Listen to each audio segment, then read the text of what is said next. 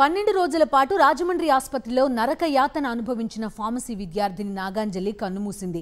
బొల్లినేని కిమ్స్ ఆసుపత్రిలో పనిచేసే వ్యక్తి కారణంగా జీవితంపై విరక్తి కలిగినట్టుగా ఆమె డైరీలో రాసుకుంది. ఆమె ఆత్మహత్య చేసుకుందని ఆసుపత్రి యాజమాన్యం చెప్తోంది.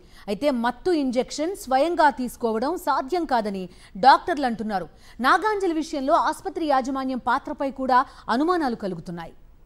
ఆంధ్రప్రదేశ్లో కూటమి పాలనలో మహిళలకు రక్షణ అనేది కరువైపోయింది. రాజమండ్రి బొల్లినేని కిమ్స్ ఆసుపత్రిలో పార్ట్ టైం జాబ్ చేస్తున్న ఆఖరి సంవత్సరం ఫార్మా కోర్సు చదువుతున్న విద్యార్థిని నాగాంజలి మరణించింది.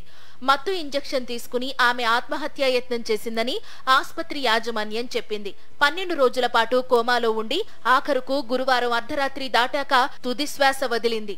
కిమ్స్ ఆసుపత్రిలో ఏజీఎంగా పనిచేస్తున్న మాధవరావు వల్ల మోసపోయానని, అతని వేధింపులు తట్టుకోలేక జీవితంపై విరక్తి చెందానని నాగాంజలి డైరీలో రాసుకుంది. నాగాంజలి ఆత్మహత్య యత్నంపై ఎన్నో సందేహాలు అలాగే మిగిలిపోయాయి.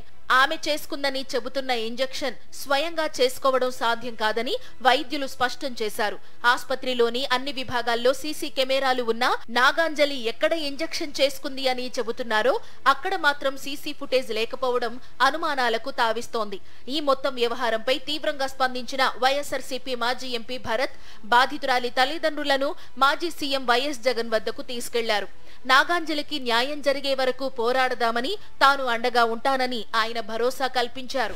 12 రోజుల పాటు అపస్మారక స్థితిలోనే ఉన్న నాగాంజలికి న్యాయం జరగాలంటూ ప్రజా సంఘాలు ఆందోళనకు దిగాయి. నాగాంజలి చావుకు కారణమైన దీపక్కు అధికార పార్టీ కొమ్ము కాస్తుందని ఆరోపించారు. జరిగిన ఘటనపై 3 నెలల్లో విచారణ పూర్తి చేసి దీపక్ ను కఠినంగా శిక్షించాలని డిమాండ్ చేస్తున్నారు. పోయిన ప్రాణాన్ని ఎలాగ తీసుకుని రాలేం, కానీ ఎవరైతే నిందితుడు ఉన్నాడో ఆ నిందితుడికి కఠినమైన శిక్ష పడాలి. మేము డిమాండ్ చేసేది ఏంటంటే పీడీ ట్రయల్ నిర్వహించాలి, 3 నెలల్లోనే నిందితుడికి శిక్ష పడాలని చెప్పేసి కఠినంగా శిక్షించాలని చెప్పేసి డిమాండ్ చేస్తూ ఉన్నాం.